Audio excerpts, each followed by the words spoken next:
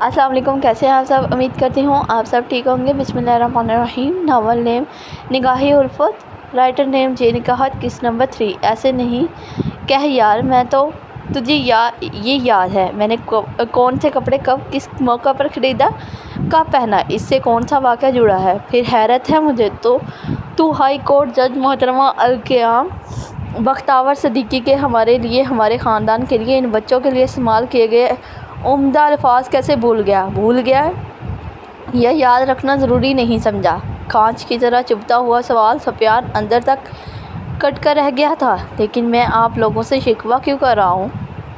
وائے شانے اچکا کر وہ تمسخرانہ ہنسا۔ اگر آپ لوگوں کے لیے میرے جذبات، میرے احساسات اہمیت رکھتے، رتی بھر بھی آپ لوگوں کو اس کی پرواہ ہوتی تو ایسا کرنا تو درکنہ سوچتے بھی نہیں ایسا کچھ کرنے کا۔ لیکن تلخ حقیقت یہ ہے کہ دائیں بائیں گردن ہلا کر اضطرابی کیفیت میں گردن سہلاتا ہوا وہ اب ادھر سے ادھر چکر کاٹتا شاید اپنے اندر ابھر رہے اشتعال انگیز مادہ کو دبانے کی کوشش کر رہا تھا۔ اسے یوں بدگمانی کی انتہا کو چھوتے ہوئے اجنبیت کا لبادہ اوڑھتا دیکھ تینوں وجود بے بس نظروں سے بس ایک دوسرے کو دیکھ رہے تھے، کیونکہ وہ تو اپنے اندر کا طوفان دبانے کی کوشش میں خود طوفان بنا ان کی کوئی وضاحت، کوئی صفائی سننے کے لیے رضامندی ہی نہیں تھا۔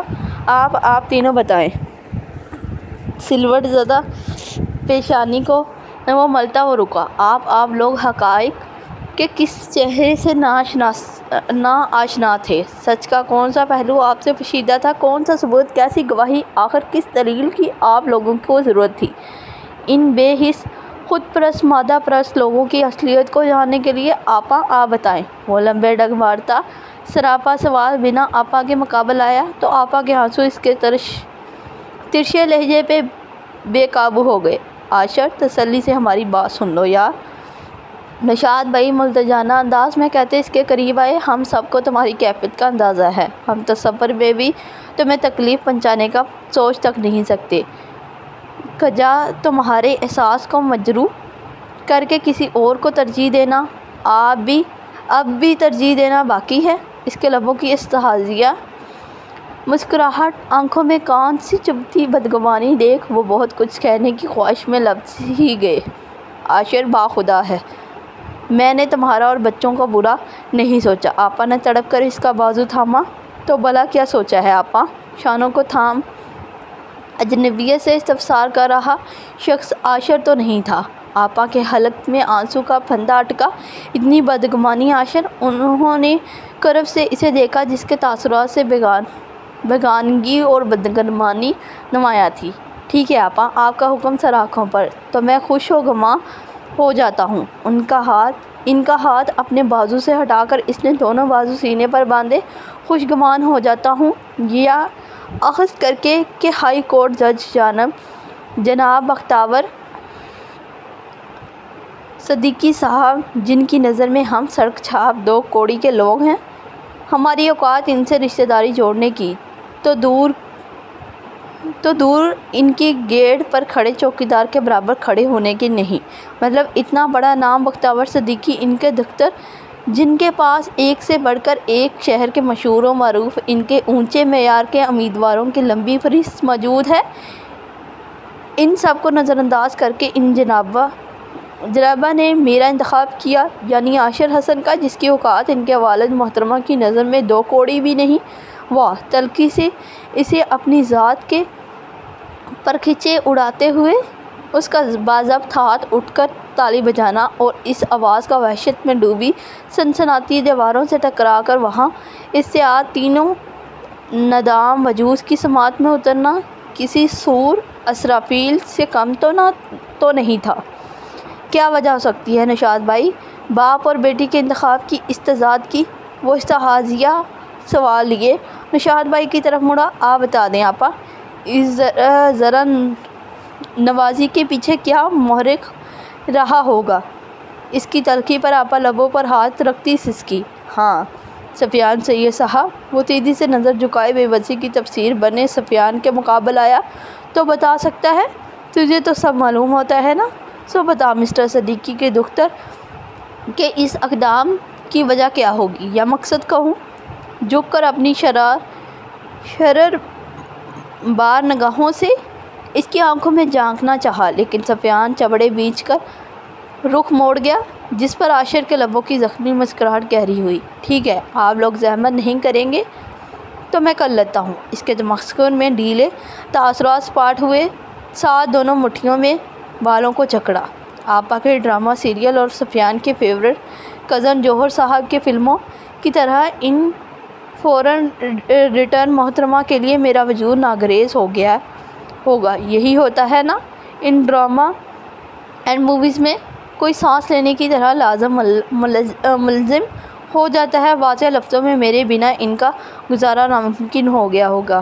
کوئی چارہ گر، کوئی جائے پناہ نہیں مل رہا ہوگا۔ ویسے ایسا کب ہوتا ہے سفیان؟ عاشر پلیز، جب کسی کو کسی سے طوفانی قسم کا جنونیت بھرا عشق ہو جائے نا، مطلب کہ میں اتنا خوش قسمت ہوں۔ ہاں ہاں ہاں۔ دیوار پر مکہ جڑ کر اس نے کھوکھلا کہکا لگایا۔ کیا آپ لوگوں کو میں اتنا بڑا احمق لگتا ہوں؟ شکل اپنی طرف انگلی سے اشارہ کرتا وہ سب تباہ کر دینے کے در پر تھا۔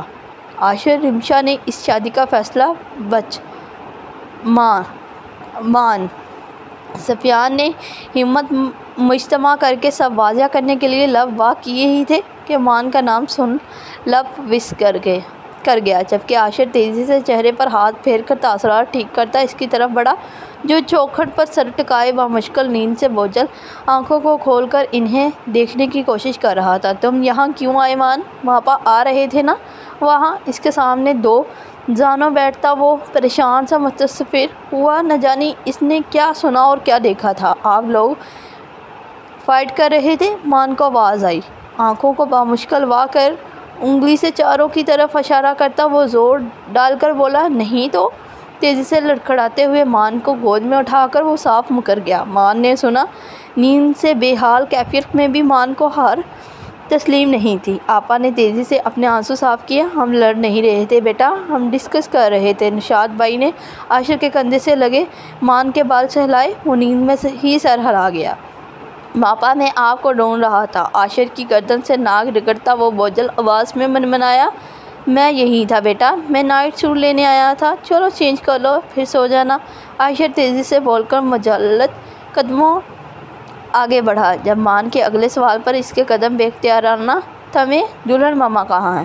مان کے سوال پر عاشر نے ترچھی سلگتی نظروں سے تینوں کو دیکھا۔ وہ تھک گئی ہیں نا، تو آپ کی صبا ممانی سفیان کی بیوی کے ساتھ آرام کر رہی ہیں، کل صبح مان سے ملیں گی۔ سفیان جس تیزی سے بولا، اتنی ہی تیزی سے عاشر دہلیز عبور کر پلٹ کر درمیانی دروازہ مقفل کر گیا۔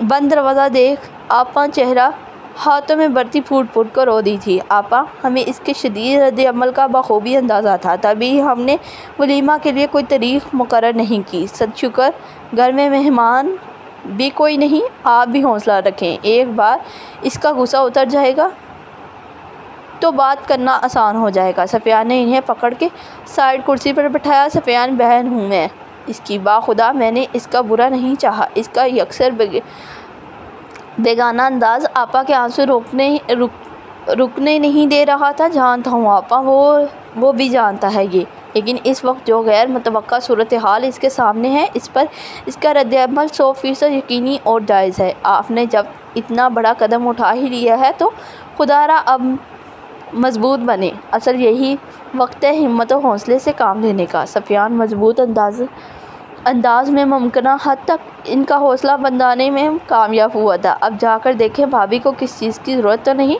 میں بھی صبا کو لے کر نکلتا ہوں۔ نہیں تم کہیں مت جاؤ، میں نے تمہارے لیے روم کھلوا دیا ہے، وہیں سو جاؤ۔ آپا تیزی سے بولی تو وہ محض سر ہلا گیا۔ کیا لینے آئے ہو تم لوگ؟ پرتش حال میں قدم رکھتے ہی بختیار صدیقی کی جاگیردار آواز سماعت سے ٹکرائی۔ نگاہ خود بخود سامنے کی جانب اٹھی، جہاں سے وہ بظاہر باوقار نظر آنے والا شخص نائٹ گاؤن کی ڈوریاں باندھتا ہوا متکبرانہ چال چلتا نیچے آ رہا تھا۔ الحمدللہ، اس ذات پاک کا دیا سب کچھ ہے، اور بھی کچھ درکار ہوگا تو اسی کے در پر فریاد کریں گے۔ بشر کی کیا اوقات کہ وہ کسی کو کچھ نوازے، سو بے فکر رہیں۔ جج صاحب لینے کچھ نہیں آئے؟ ان کے انداز پر پہلے ہی بامشکل اپنا استحصال دبائے کھڑا عاشر خود کو روک نہیں پایا تھا۔ یو کھرا جواب ملنے پر بختیار صدیقی کی انا بری طرح بلبلا اٹھی۔ تم سڑک چھاپ 2 کوڑی کے لوگوں کی اتنی اوقات کی تم میرے بختیار صدیقی کے مقابل زبان کھولنے کی جرأت کرو؟ وہ زہریلے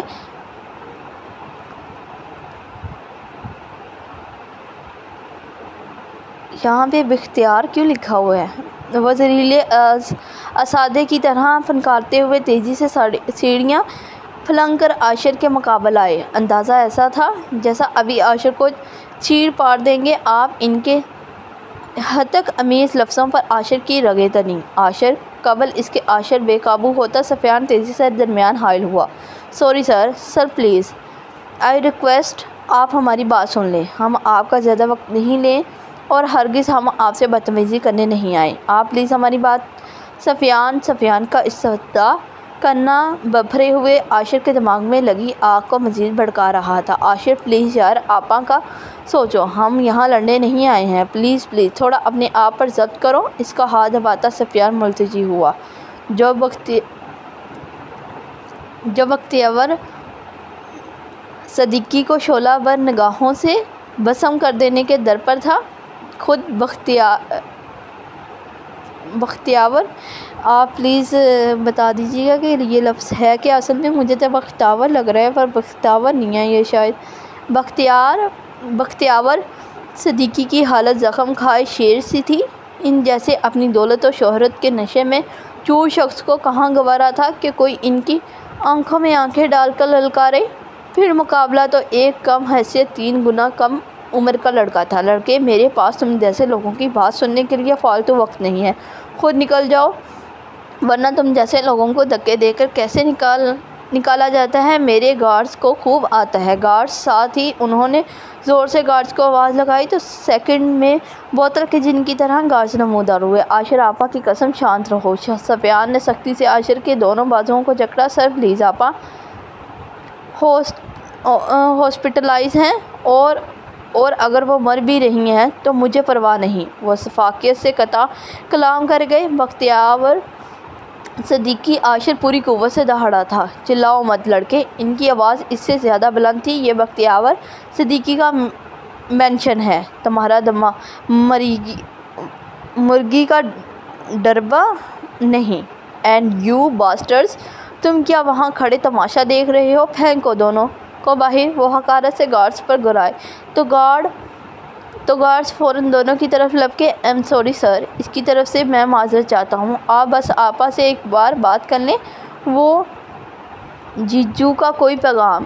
جہاں گارڈز کی گرفت میں مچلتے عاشر کا بس نہیں چل رہا تھا کہ وہ اس شخص کا خون پی جائے، وہیں سفیان التجا کیے جا رہا تھا۔ جس 2 کوڑی کی لڑکی کو میں نے اپنے بیٹے کی زندگی میں قبول نہیں کیا، اس کی یا اس کے بچوں کی میرے بیٹے کے بعد بھلا کیا اوقات میں تیرا خون پی جاؤں؟ بختیار صدیقی جو مزید ایک لفظ میری بہن کے خلاف نکالا تو وہ جنونی انداز میں گارڈز کو دھکا دے کر بختیار صدیقی کا کالر جکڑتا دہاڑا۔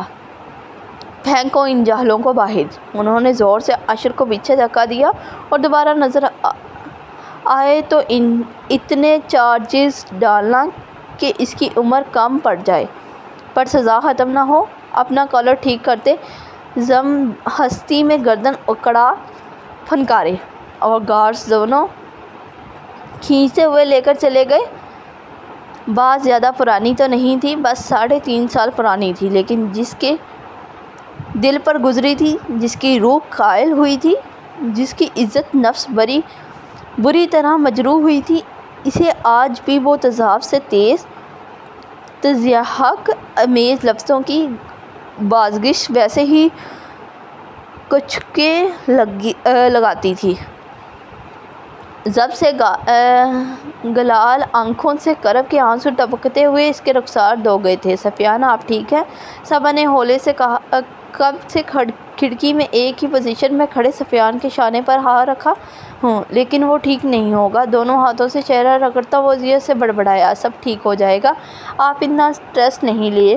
صبا اس کے شانے پر دباؤ ڈالتی تسلی امیز انداز میں بولی۔ صبا پہلی بار میں نے اس کا یہ روپ تب دیکھا تھا جب بختیور صدیقی نے جیجو کے جنازے میں شامل ہونے سے ہمیں روکا تھا، دوسری بار تب جب اس نے بچوں اور آپا کے لیے گھٹیا الفاظ استعمال کیے تھے، اور آج بار بار آنکھیں رگڑتا ہوا وہ کہیں سے بھی وہ زندہ دل سا پیار نہیں لگ رہا تھا۔ سوا ہولے سے اس کی کلائی تھام کر اسے بیڈ تک لے آئی تھی، شانوں سے تھام کر بیڈ پر بٹھاتی وہ سائیڈ سے پانی کا گلاس اٹھا کر لائی تھی۔ امبر آپا ہسپتال کی انتہائی نگہداشت روم میں زندگی اور موت کی کشمکش۔ انصر بھائی کی والدہ سے بس ایک بار بات کرنی ہے، انصر بھائی کی طرف سے معافی مانگنی ہے۔ گلاس میں سے چند گھونٹ بننے کے بعد وہ دونوں مٹھی میں جکڑے گلاس پر نظر ٹکائے وہ کرب اور اذیت کی حدود چھو رہا تھا۔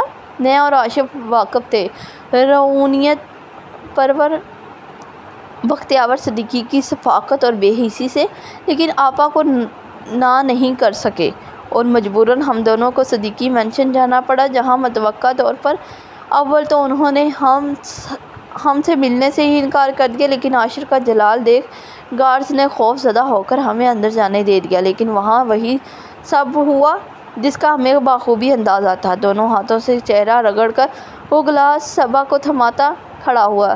تم سو جاؤ، میں ابھی آتا ہوں۔ عاشر کی ناراضگی اس کی تکلیف سوہان روح تھی، اس کے لیے اسے تکلیف میں دیکھ کر سونا تو دور سانس تک لینا اس کے لیے محال تھا۔ کہاں جا رہے ہیں؟ صبا راہ میں حائل ہوئی اسے دیکھنے۔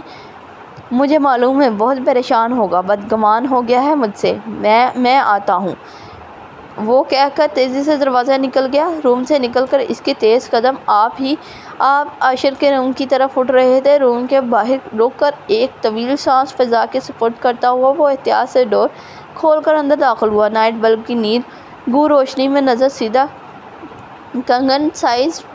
کنگ سائز بیڈ کے بیچوں بیچ دونوں بچوں کو اپنی مضبوط بازو میں سموئے لیٹے وجود پر گئی، جو نیند میں بھی بچوں کو ایسے سمیٹے ہوئے تھا جیسے خدشہ ہو کہ بچے ان سے چھین جائیں گے۔ ایک بار پھر چہرہ صاف کر کے بے آواز قدموں وہ چلتا ہوا مان کے سائڈ آیا تھا، کنارے پر رکھا تکیہ ہٹا کر محتاط انداز میں کنارے پر بیٹھا۔ تیری تکلیف سے بھی لاعلم نہیں، تجھے ہمارے اس عمل سے پہنچی ٹھیس کا بھی اندازہ ہے، لیکن تو کیسے سوچ سکتا ہے یار کہ تیرا جگر تجھے دھوکہ دے گا؟ عاشر کے بند پوٹوں پر نظر ٹکائے وہ بھیگے لہجے میں شکوہ کر رہا تھا، تیری پرچھائی ہے سفیان سے، صرف کہنے کو نہیں کہتا تو سچ میں جان ہے میری۔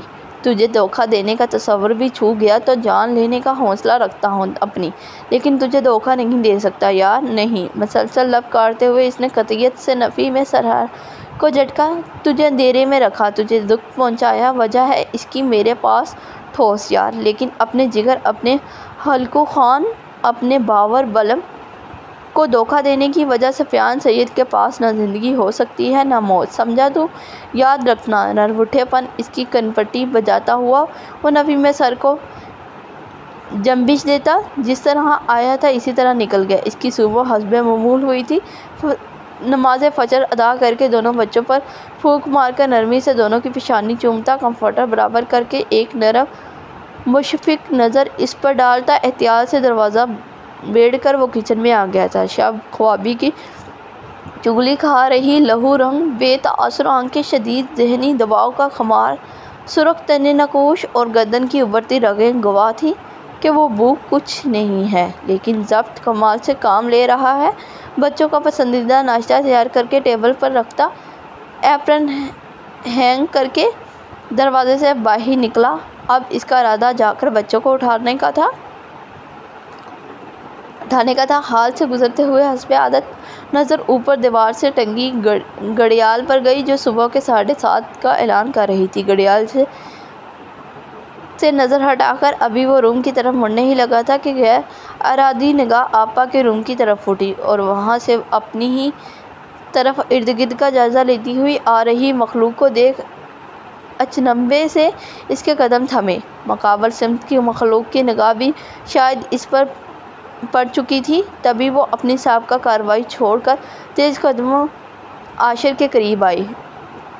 کئی سائز بڑے سلیپر میں مکین نازک پیر، شانے اور سینے پر عجیب طریقے سے بکھرے گھنگریلے بال، تازہ عجیب سے رنگ کی بے انتہا ڈھیلی گھٹنوں تک آتی ٹی شرٹ اور ٹراؤزر میں ملبوس چھوٹی سی ناک پر بڑا گول فریم والا چشمہ لگائے فریم کے نیچے سے اپنا ہی جائزہ لے رہی مخلوق کا بغور جائزہ لینے کے باوجود بھی اسے یاد نہیں آیا کہ ایسی کس چیز کو اس نے پہلے کبھی دیکھا ہے۔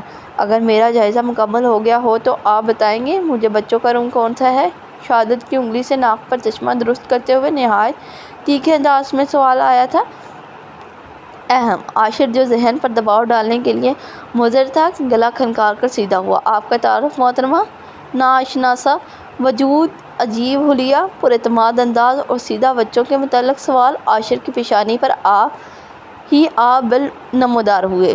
شیور، جواب مقابل نے اس بات میں سر ہلا کر طمانینت برے انداز میں دونوں شوروں کی طرح ہاتھ سے باہر جا رہی آستین کو کھینچ کر انگلیاں برآمد کی، پھر اعتماد سے بازو کو سینے پر باندھا اور ایک قدم مزید عاشر کے قریب ہوئی۔ کل شام تک لوگ رمشا بختیور صدیقی کہا کرتے تھے، لیکن آج یہاں مسز عاشر حسن کی حیثیت سے موجود ہوں۔ قانونی مسئلہ درپیش ہونے کی صورت لوگ مجھ سے رابطہ کرتے ہیں، مطلب پیشہ کے اعتبار سے وکیل ہوں۔ 12 گھنٹے پرانے شوہر کے حساب سے اتنی معمولات کافی ہے، باقی جاننے کے لیے تو عمر بڑی ہے۔ بلاکہ خود اعتمادی سے اس کا حوالہ اسی کو دیتی مقابل عاشر کا تجسس حیران کر سکون غارت کر گئی۔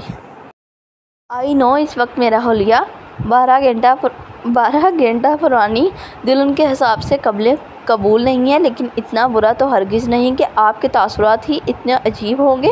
اس کے تیزی سے بدلے تاثرات کا آنکھیں سکیڑ کر جائزہ لیتی وہ تجاہل سے وہ بولی، ورنہ اس جیسی ظریف لڑکی کی نگاہوں سے قطع اپنے تعارف پر لمحے میں ان نگاہوں میں اتری ناگواریت جذب نقوش سے صاف عیاں سرد بحری خوف کی نہیں تھی، لیکن اسے بہت کچھ خندہ پیشانی سے نظر انداز کرنا تھا جس کے لیے وہ ذہنی طور پر پوری طرح تیار ہو کر آئی تھی۔ عاشر ایک تیز نظر اس پر ڈال کر ہنکار بھرتا ہوا پلٹ کر تیز قدم اٹھانے لگا۔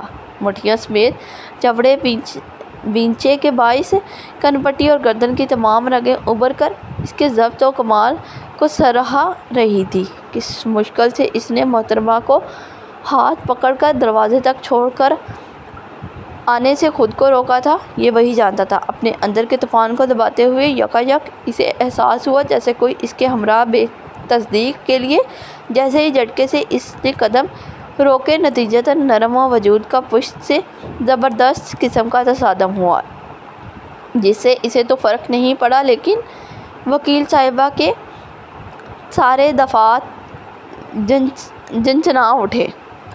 ایسے کون بریک لگاتا ہے؟ ڈرائیونگ لائسنس کس احمق نے دی ہے آپ کو؟ وہ کڑے تیور لیے پلٹا تو چشمہ درست کرتے ہوئے محترمہ کی دہانیاں عروج پر تھیں۔ آپ میرے پیچھے کیوں چل رہی ہیں؟ لفظ کو چبا کر بڑے ضبط سے استفسار ہوا تھا۔ شاید آپ میرے آگے چل رہے ہیں اس لیے، ماتھا سہلاتے ہوئے نہایت سادگی سے جواب دیا گیا۔ آپ انگنشت شہادت بلند کر وہ کچھ کہتے سختی سے لب وش کر گیا۔ دیکھیں، آپ کے میرے آگے چلنے پر مجھے کوئی اعتراض نہیں ہے، پھر آپ میرے پیچھے چلنے پر کیوں متراض ہیں؟ چڑیا کے الجھے گونسے جیسے بالوں میں مخروطی انگلیاں چلاتی وکیل صاحبہ کے صفاہیانہ لہجے میں شکوہ کا عنصر محسوس کیا جا سکتا تھا۔ اس انداز پر عاشر نے آنکھیں سکیڑ کر سر نو محترمہ کا سر تا پا عجیب نظروں سے جائزہ لیا۔ کوئی بچی تو تھی نہیں جو اس کی ناگواری محسوس نہیں کر پاتی، پھر بھی اس قدر نارمل برتاؤ۔ عاشر کے تناؤ زد اعصاب پر مزید دباؤ پڑا۔ ویسے آپا نے مجھے بتایا تھا راز بچوں کے روم کا، لیکن میرا رائٹ اور لیفٹ کا ذرا مسئلہ ہے، سو میں نے ٹرائی نہیں کیا، ورنہ اتنی صبح اپنی کنفیوژن میں خواہ کسی کی نیند ڈسٹرب ہو جاتی۔ عاشر کی سرد متعجب نظریں خود پر محسوس کر کے بھی وہ ہنوز اسی انداز میں ارد گرد نگاہ گھماتی ہوئی ہلکے سے مسکرا کر بولی، کامن سینس کے ساتھ بھی مسئلہ ہی لگ رہا ہے۔ اتنی فرینکنیس پر وہ ذرے لب کڑ کر بڑبڑایا۔ بڑبڑاہٹ اتنی بلند تو تھی کہ چند قدم کی دوری پر احتساب وکیل صاحبہ کی تیز سماعت فیض یاب ہو سکے، لیکن وہ انجان بن گئی۔ آپ نے کچھ فرمایا؟ فریم کے نیچے سے سواریاں نگاہ اٹھی۔ نہیں، کوئی بات نہیں، اس نے شانے اچکائے۔ Still I want to say I am always ready to learn new things, so اگر آپ کو کچھ غلط لگے تو آپ میری اصلاح کر سکتے ہیں۔ I don't mind. انجان بن کر بھی وہ سنبھاؤ سے جتا گئی تھی۔ عاشر نے اسے چلاکی پر دانت کھچکا کر پہلو بدلا۔ ویل، اتنی باتیں ہو گئی، اب بتا دیں بچوں کا کمرہ کون سا ہے؟ دراصل کل میں نے ان سے وعدہ کیا تھا کہ صبح میں ان سے ملوں گی، اور میں اپنے قول کی بہت پکی ہوں، سو اپنے متعلق ایک اور نئی بات بتاتی۔ اب وہ براہ راست عاشر کا چہرہ دیکھ رہی تھی، جہاں کا جغرافیہ اس نئی معلومات کے نتیجے میں خاصا بگڑ گیا تھا۔ ایک طرف محترمہ فرما رہی تھی وہ قول کی پکی ہیں، دوسری طرف دھوکہ سے اس کی زندگی میں گھس گئی۔ عاشر نے تنفر سے سوچتے ہوئے اس پر سے نظر ہٹائی، اور جب بولا تو لہجہ آگ برسا رہا تھا۔ بچے گزشتہ چند دنوں کی غیر ضروری مصروفیت، خاص کر کل والے ڈرامہ کی وجہ سے ٹھیک ٹھاک تھک گئے ہیں، سو رہے ہیں۔ بہتر ہے کہ انہیں سونے ہی دیا جائے، اور خود میں بھی اب آرام کرنا چاہتا ہوں، سو آپ اپنے قول کی پاسداری فی الوقت تو نہیں کر سکتی؟ نہایت ترش لہجے میں ٹکا سا جواب چپکا کر وہ در سے دروازہ کھول کر درام سے رمشا کے منہ پر بند کر چکا تھا۔ مائی گاڈ! چند سماعت اس کے لہجے سے لپکتے شعلوں کی تپش سے نبر ازما رہنے کے بعد وہ جھڑجھڑی لے کر ہوش میں آئی تھی۔ لگتا نہیں یہ محترمہ موم کی گڑیا جیسی عنبر بھابی کے بھائی ہیں۔ بھابی کتنی سویٹ، کس قدر نرم گو تھی، اور یہ محترم شعلے کے گبر سنگھ بات نہیں کرتے، شعلہ برساتے ہیں۔ خفگی سے مزاج پر تبصرہ کرنے کے ساتھ موزوں لقب دے کر وہ ناک بو چڑھاتی ہوئی مڑ گئی تھی۔ آپا نے بتایا تھا بچے عاشر کے ساتھ ہی سوتے ہیں، مطلب بچے اسی روم میں تھے، لیکن لاک بولڈ صحیح۔ پہلے ہی دن وہ منہ اٹھا کر گبر سنگھ کے روم میں نہیں گھس سکتی تھی، سو ایک بصورتی نظر بائے کر رہے گھر پر ڈال کر واپس آپا نے جس روم میں ٹھہرایا تھا وہیں غائب ہو گئی۔ دوبارہ اس کی آنکھ 11:30 بجے کے قریب سمن کے جگانے پر کھلی تھی۔ آپا نے سمن کے ہاتھوں تیار ہو کر ناشتے کے لیے آنے کا حکم بھی بھیجا تھا۔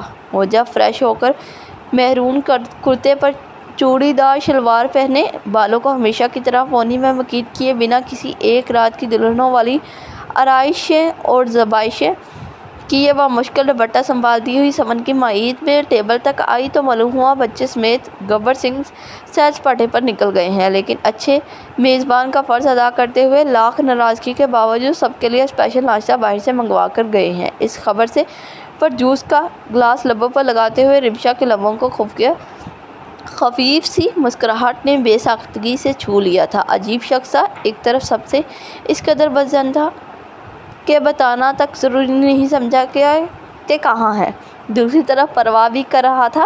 ناشتے کے دوران آپا اور سفیان اسی کے متعلق باتیں کر رہے تھے، عاشر کا برہم رد عمل، اس کے خدشات، اس کی بدگمانی پر چیدہ روشنی ڈالتے ہوئے اپنے تیے رمشا کو ہر قسم کے رویے کے لیے تیار رہنے کی تلقین کر رہے تھے۔ جواباً رمشا خاموشی سے اس کی باتیں بس سنتی رہی تھی۔ اس نے انہیں یہ بتانا بالکل ضروری نہیں سمجھا تھا کہ صبح ہی صبح نہ صرف وہ صاحب بہادر کے درشن کر چکی ہیں، بلکہ اس ناخوشگوار ملاقات میں مقابل ذکر قسم کا مکالمہ بھی ہو چکا ہے، جس میں محترم نے سیدھا اب اسے پتھر اٹھا کر مارا ہے۔ ناشتے سے فارغ ہو کر سب لاؤنج میں آئے تو آپا یادیں ماضی میں کھو گئی، جنہیں دہرانے سے دل دکھنا ہی تھا، روح کو تڑپنا ہی تھا۔ لیکن کچھ تکلیف دہ یادیں ایسی ہوتی ہیں جنہیں دہرا کر ملنے والے درد میں بھی ایک لذت محسوس ہوتی ہے۔ رمشا بامہر خاموش نگاہوں سے اپنی ہتھیلی کی آڑی ترچھی لکیروں کو دیکھ رہی تھی۔ آپا کتاب حیات کی زرد پنوں کو الٹا رہی تھی۔ عاشر کی عمر شاید اس وقت 11 سال ہوگی اور عنبر کی 13-14 سال، میری قریب 17 سال۔ ان دونوں اماں بہت بیمار رہنے لگی تھی۔ انہیں نہ جانے کیوں یہ یقین ہو چلا تھا ان کے پاس زیادہ وقت نہیں ہے، جبکہ ان کو اچھے ڈاکٹر کے پاس لایا جاری تھا۔ اس کے علاوہ ابا کو جس بھی ڈاکٹر کے متعلق بتاتا ابا لازمی ان سے رجوع کرتے۔ ہمارے حالات تب بھی بہت اچھے تھے۔ ابا یونیورسٹی میں پروفیسر تھے۔ اللہ کے کرم سے ہمیں کبھی کسی چیز کی تنگی نہیں رہی، لیکن اماں نہ جانے کیوں ناامید ہو گئی تھی۔ ان کی ایک ہی ضد تھی کہ جیون کی پونجی ختم ہونے سے پہلے انہیں میری شادی دیکھنی ہے۔ ابا ہم تینوں بھائی بہنوں کو بہت پڑھانا چاہتے تھے، لیکن اماں کی ضد آگے مجبور ہو گئے اور میری ڈولی ان کی خالہ زاد بہن یعنی نوشاد کے آنگن میں اتر گئی۔ وہ نم آنکھوں سے مسکرائی۔ اماں شاید میری ڈولی اٹھانے کی ہی منتظر تھی۔ میری شادی کو ماہ بھی نہیں گزرا، وہ منو مٹی تلے جا سوئی۔ مجھے آج بھی یاد ہے، عاشر پورے ایک ہفتہ تک بخار میں پٹکتا بے ہوش رہا تھا، خنودگی میں بھی بس اماں کو بلاتا، بہت قریب تھا وہ اماں کے۔ اماں بیمار تھی تب بھی وہ اماں کے ساتھ ہی سوتا تھا۔ باب ماضی کے اس ورق کو دہراتے ہوئے کئی قرب کے آنسو انہوں نے اپنے پہلو میں جذب کیے۔ آپا سفیان اٹھ کر انہیں پانی دیتا، ان کے پہلو میں بیٹھ گیا۔ میری نئی شادی ہوئی تھی، میکے میں کتنا ہی بڑا ثانیہ کیوں نہ گزرا ہو، میں اپنی ان ذمہ داریوں سے پہلو طے نہیں کر سکتی تھی۔ رفیق حیات کی جدائی کا دکھ اپنی جگہ، لیکن دنیا کے معاملات کہاں رکتے ہیں۔ ابا بھی ان میں الجھ گئے۔ ایسے میں ممتا کی آنچل کے لیے رفتہ رفتہ گر رہے عاشر کو عنبر نے سنبھالا۔ اتنی سی عمر میں بڑی سمجھدار ہو گئی تھی وہ۔ عاشر کے لیے وہ ماں بہن دوست سب بن گئی۔ کبھی وہ اسے عنبر بلاتا، کبھی آپا تو کبھی اماں۔ غرض اسے جب جس کی ضرورت محسوس ہوتی وہ اسے اس نام سے مخاطب کرتا۔ عنبر کی بھی اس میں جان بستی تھی۔ اگر ان دونوں کو دو جان ایک قلب کہا جائے تو غلط نہیں ہوگا۔ اتنی محبت تھی ان دونوں کے درمیان۔ عنبر سے اس کی لگاوٹ دیکھ کر اکثر سفیان اسے چڑھانے کے لیے کہتا، ایک دن کوئی آئے گا جو تیری آپا پلس اماں پلس دوست لے جائے گا اور تو تکتا رہ جائے گا۔ جواباً وہ کہتا، میں آپا کے ساتھ جہیز میں جاؤں گا۔ آپا کے بھیگے چہرے پر نرم مسکراہٹ نے جگہ بنائی۔ سفیان بھی ہولے سے مسکرا دیا، لیکن رمشا نے نہ مسکرا سکی۔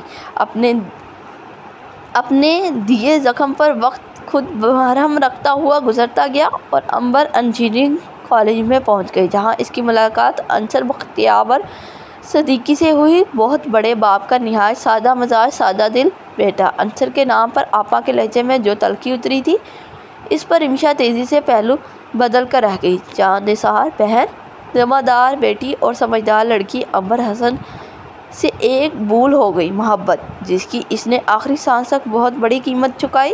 انہوں نے اذیت سے آنسو صاف کیے۔ رمشا کی جھکی نگاہ کچھ اور جھک گئی۔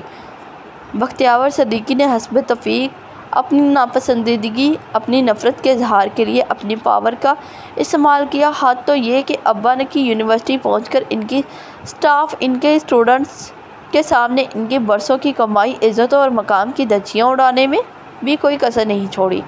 انہوں نے محض اس لیے کہ وہ صاحب حیثیت تھے اور ہم ان کے برابر اسٹینڈ نہیں کر سکتے تھے، اپنے باپ کی سفاکِ روحانیت پروری کا اندازہ ہونے کے باوجود نہ جانے کیوں انی سی گڑی تھی اس کے دل میں۔ عنبر تو دستبردار بھی ہو گئی تھی اس اسیب زدہ محبت سے، جس نے اس کے ابا کو دنیا کی نظر میں اسے خود اس کی نظر میں گرا دیا تھا۔ لیکن جب عنصر کی دوست سے اسے عنصر کی حالت کا معلوم ہوا تو وہ خود کو روک نہیں پائی اور یہی اس کی غلطی ثابت ہوئی۔ ابا کو لگا وہ اس کی عزت روند کر گھر سے بھاگ گئی ہے۔ ابا اسے جان سے مار دینے کے لیے ہسپتال پہنچے، لیکن تمہاری انابی کے ممتا کا واسطہ دینے پر اسے عنصر بختیور کے نام کر سارے رشتہ ناطے توڑ آئے۔ نہ اس کی وضاحت سنی نہ دہائیاں۔ اس دن عاشر دوسری بار ٹوٹا تھا، دوسری بار یتیم ہوا تھا، جب انکل نے آ کر کہا کہ جس نے بھی عنبر سے رابطہ کیا وہ ان کا مرہموں دیکھے گا۔ بے آواز رو ہی رہی آپا کو سہارا دیتے سفیان نے سلسلہ کلام جوڑا تو رمشا کی پلکوں سے اٹکا آنسو ہتھیلی پر ٹھہرا۔ اس دن عاشر ہی نہیں، وہ بھی ٹوٹی تھی، وہ بھی یتیم ہوئی تھی، جب جان سے عزیز بھائی اور ماں کے بعد ممتا کی آغوش میں لینے والی نابی کا بختیور صدیقی نے گیٹ سے ہی ذلیل کر کے نکالا تھا۔ اس ذلت سے نور ازما نہ ہو کر ابا تو 1 سال کے اندر ہی آنکھیں موند گئے۔ ان کے دکھ سے ابھرا تو عاشر نے عنبر کا پتہ لگا لیا۔ ایک دائمی جدائی کے بعد ایک خوشگوار ملن کا موسم آیا، وہ بھی بے حد مختصر 1 سال ہی کا تو تھا۔ رومان جب عنصر کے ساتھ کنسٹرکشن سائٹ پر وہ ہنسا ہوا اور عنبر زندگی جینے کا ڈھنگ بھول گئی۔ عنصر کے جنازے والے دن تمہارے پاپا کی بے حسی عنبر کے لیے وہ سخت الفاظ کسی بھی بائی سے برداشت ہونے والے نہیں تھے۔ عنبر سے چھوٹی چھوٹی ضد کرنے والا عاشر جیسے گھنٹوں میں بہت بڑا ہو گیا، اتنا بڑا کہ وہ عنبر کو سنبھالنے لگا۔ آپا آنسو کے درمیان بو رہی تھی اور رمشا آنسو کے ٹپ ٹپ ہتھیلی میں جمع ہو رہے تھے۔ اسے لگتا تھا وہ بہت مضبوط ہو گئی ہے، لیکن آج ایک بار پھر اپنے بھائی کا ذکر چھڑا تو معلوم ہوا اندر کہیں اب بھی باپ کے جلال سے خوف زدہ رمشا زندہ ہے، جو ہمیشہ دوڑ کر عنصر کی آغوش میں چھپ جاتی تھی اور وہ اسے بلا کر اسے خوف کے حصار سے چٹکیوں میں نکال لیتا تھا۔ لیکن عنبر تو شاید اندر سے عنصر کے ساتھ ہی مر گئی تھی۔ آرو کے آنے کی حیات بخش خبر بھی اسے زندگی کی طرف نہ لوٹا سکی، اور چند گھنٹوں کی آرو کو عاشر کے حوالہ کر کر وہ مزید درد نے الفاظ کے ریا کی اجازت نہ دی تو وہ سفیان کے شانے سے لگتی بے طرح رو دی۔ انکل کے انتقال کے بعد عنصر بھائی کو ہمیشہ ملال رہا کہ وہ آپا کو لے کر ان کی غلط فہمی دور نہیں کر سکے، اسی لیے آپا آپ کے والد صاحبہ سے بات کرنا چاہتی تھی۔ لیکن خیر، انہوں نے آپا اور بچوں کے لیے جس قسم کے الفاظ کا چناؤ کیا وہ ناقابل برداشت تھے۔ واپس جب تک ہم ہاسپٹل پہنچے آپا سانسیں ہار چکی تھی، سفیان کا گلا رندا۔ آپا کی دائمی جدائی سے عاشر اندر ہی اندر توڑ پھوڑ کا شکار ہوا، لیکن آنکھ سے ایک آنسو کو نکلنے کی اجازت نہیں دی۔ صرف ان بچوں کے لیے مان آرو اس کے لیے صرف آپا کی نشانی نہیں، اس کی دنیا ہے۔ ان کے لیے وہ کچھ بھی کر سکتا ہے، اس کی زندگی انہی دونوں کے گرد گھومتی ہے، اور اب آپ کا یوں اس کی زندگی میں شامل ہونا وہ بھی ہماری حمایت سے اس کے خدشات ویلڈ ہے۔ سفیان ایک طویل تھکن زدہ سانس فضا کے سپرد کر کے خاموش ہوا، پھر کتنی ہی دیر ان کے درمیان حزن و ملال میں لپٹی خاموشی کے دباس چادر تنی رہی، جس میں وقفہ سے آپا کی سسکی شگاف ڈالتی رہی۔ تم یہ مت سمجھنا کہ یہ سب دہرانے کا مقصد تمہیں شرمندہ کرنا تھا۔ اسے سر جھکائے ہتھیلی کو گھورتا دیکھ آپا نے لب کشائی کی۔ نہیں آپا، بالکل بھی نہیں۔ وہ نفی میں سر ہلاتی مشکل سے مسکرائی۔ بہتر عاشر کی تم فکر نہیں کرو، وہ ایسا ہی ہے، بچپن سے اپنی چیزوں کو لے کر بے حد جذباتی، غصہ کا بھی تیز، لیکن دل کا برا نہیں ہے۔ ابھی ہمارے اسی اقدام سے اپنے مفروضوں میں گرا بہت بدگمان ہے، لیکن میں اور سفیان اس بات قطعاً نہیں۔ آپا کی بات درمیان ہی تھی کہ وہ قطعات سے ٹوک گئی۔ آپ لوگ ان سے کوئی بات نہیں کریں گے اور میرے متعلق تو بالکل بھی نہیں۔ لیکن کیوں؟ آپا اور سفیان نے ناسمجھی سے اسے دیکھا۔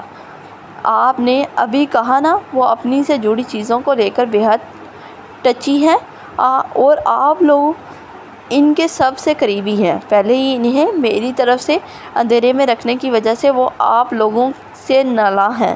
اگر مزید ان سے میرے متعلق آپ لوگوں نے بات کی تو انہیں لگے گا کہ آپ لوگ میری وکالت کر رہے ہیں، ان پر مجھے ترجیح دے رہے ہیں، اس طرح وہ آپ لوگوں سے مزید بدظن ہو جائیں گے۔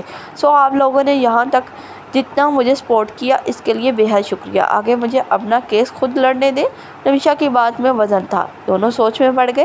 اور بھائی، آپ کے ڈیڈی بختیور صدیقی کے ذکر پر آپا بھی سرسرمایہ ہوئی۔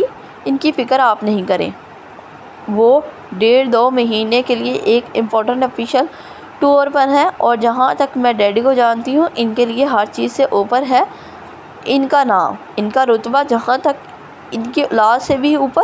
وہ زخمی سا مسکرائے۔ وہ نہ یہ ٹور کینسل کریں گے، نہ ہی وہ وہاں سے کوئی ہنگامہ کھڑا کریں گے۔ ان کا اندازہ پر یقین تھا، اور اگر جو وہ آ گئے، سفیان نے خدشہ اظہار کیا، تو مجھے ایک وقت میں 2 محاذ پر لڑنا ہوگا، ایک جانب سسر، دوسری جانب داماد۔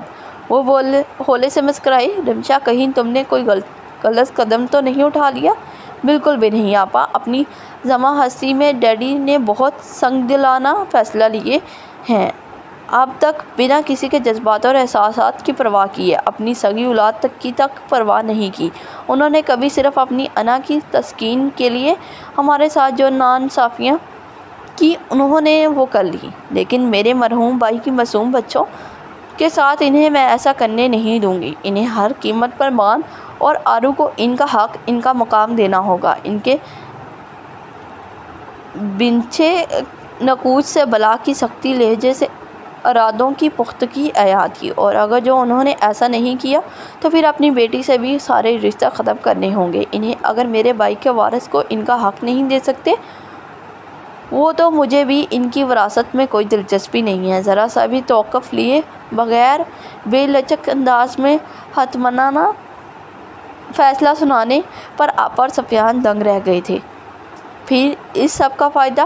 جنگ میں اترنے سے پہلے نفع نقصان کو پس و پویس ڈالنا ہوتا ہے سفیان بھائی، شکست ہو یا فتح دونوں ہی آپ کو نئی جہد کے لیے تیار کرتے ہیں۔ باقی رہی بات اس جنگ میں ہارنے کی تو ڈیڈی نہ بھی قبول کریں تب بھی دنیا عنصر بختیور صدیقی کے بچوں کو اسی کے نام سے جانے گی، میرے بھائی کا نام گمنام نہیں ہوگا۔ اس کے چٹانوں سے مضبوط ارادوں سے متاثر ہو کر ہی ان لوگوں نے یہ رسک لیا تھا، اور ایک بار پھر اس کے ارادوں کی جھلک دیکھ وہ دونوں مطمئن ہو گئے تھے۔ لیکن میں آپ سے ایک بار پھر پوچھنا چاہوں گی سفیان بھائی، وہ کسی میں انٹرسٹ تو نہیں ہے نا؟ کیونکہ ان کے اسپیشل فیلنگ کو ہرٹ کرنا میں بالکل نہیں چاہوں گی۔ کئی بار کا پوچھا سوال ایک بار پھر پوچھے جانے پر سفیان کھل کر مسکرایا۔ بالکل بھی نہیں بھابھی، اس معاملے میں صاحب بہادر پکے سادھو سنت اباضہد ہے۔ صنف نازک کو مخاطب کس طرح کیا جاتا ہے اسے تو وہ بھی نہیں آتا تھا۔ وہ تو میں جانتی ہوں۔ رمشا کے اندر سے آواز آئی، سو آفیشلی آپ کی ایک ہی سوتن ہے جس کے ساتھ آپ کو ایڈجسٹ کرنا ہے، وہ خود میں ہوں۔ سینے پر ہاتھ رکھ کر وہ چائنیز اسٹائل میں جھکا تو دونوں آپ کے کھل کر مسکرائے۔ پھر سفیان کی ادھر ادھر کی باتوں میں ماحول کی کثافت بالکل ہی چھٹ گئی، اور آپا اسے چید عاشر اور گھر کے متعلق سب بتانے لگی۔ رمشا واپس سے خاموشی سے سب سننے لگی، لیکن دماغ وہ کچھ پہلو چل رہے تھے جو صرف حس تک محدود تھے۔ 4 بجے کے قریب وہ باہر سے لنچ کر کے بچوں کی بار کی دلہن ماما کی گرادن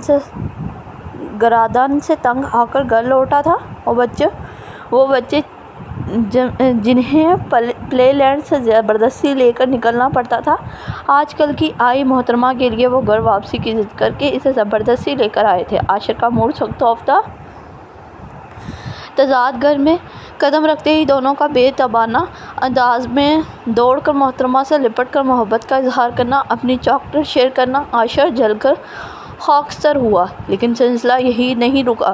اس کے بعد بچوں کے شاہی جوڑا پہنا کر کی باری آئی، جس میں بچوں نے وکیل صاحبہ کو بھی کھینچ کر شامل کیا۔ انہوں نے بھی بچوں کا دل خوش کرنے اور عاشر کا جلانے میں کہیں کوئی کسر نہیں چھوڑی، اور سونے پر سہاگا محلے کی کچھ آنٹیاں تشریف لے آئیں دلہن انسا کے درشن کے لیے، اور ستیاناس ہوا اس دنیا داری کا۔ آپا نے آنکھوں میں گزارش لہجے میں شہد لیے اسے وکیل صاحبہ کے پہلو میں جلوہ افروز ہونے کا حکم دیا۔ وہ پہلو تہی کر ہی لیتا، لیکن اس کا رفیق کم رقیب کے ہوتے یہ کوشش بھی ہمیشہ کی طرح رائے گئی، اور اب جس وجود کی موجود اپنے گھر محسوس کر اعصاب چٹک رہے تھے، اس کے پہلو میں رونق لگ رہا تھا۔ تو آپ نے لندن سے پڑھائی کی ہے؟ ایک آنٹی نے بے حد متاثر ہو کر تفصیلاً بتانے کے باوجود پوچھا۔ جی میں نے لندن سے اپنی لاء کی ڈگری مکمل کی ہے، کرمنل لائر ہوں۔ آنٹی کو مبہم مسکراہٹ سنگ جواب دیتے ہوئے آخری لفظ اس نے عاشر کو بلاخصوص سنایا تھا۔ کم از کم عاشر کو تو یہی لگا۔ عاشر نے تیز نظروں سے کرمنل لائر صاحبہ کا گھورا تو وہ بھولپن سے مسکرا دی۔ بیٹا پھر تو آپ کے بڑے خطرناک لوگوں سے پالا پڑتا ہوگا؟ آنٹی نے خوفزدہ انداز میں پوچھا۔ جی لیکن خطروں سے کھیلنے کا اپنا مزہ ہے، اور خطرناک لوگوں کو قابو کرنے تو جواب نہیں۔ ایک بار پھر مختصر جواب جی آنٹی کو دیکھ کر وہ باقی کے الفاظ پیچھے صفحے پر کھسک کر ایسے بولی کہ صرف عاشری کی سمت محفوظ ہو سکی۔ کچھ خطرے توقع سے زیادہ خطرناک ہوتے ہیں، حد سے زیادہ خوشگمانی بھی انسان کو لے ڈوبتی ہے۔ اب کہ وہ اپنی زبان روک نہیں پایا تھا۔ بدگمانی کے متعلق آپ کی کیا رائے ہے؟ جاری ہے۔ Thank you so much. Please like share subscribe کیجیے اینڈ بیل آئیکن ضرور کلک کیجیے تاکہ ہر آنے والی ایپیسوڈ آپ تک مل سکے۔ Thank you so much.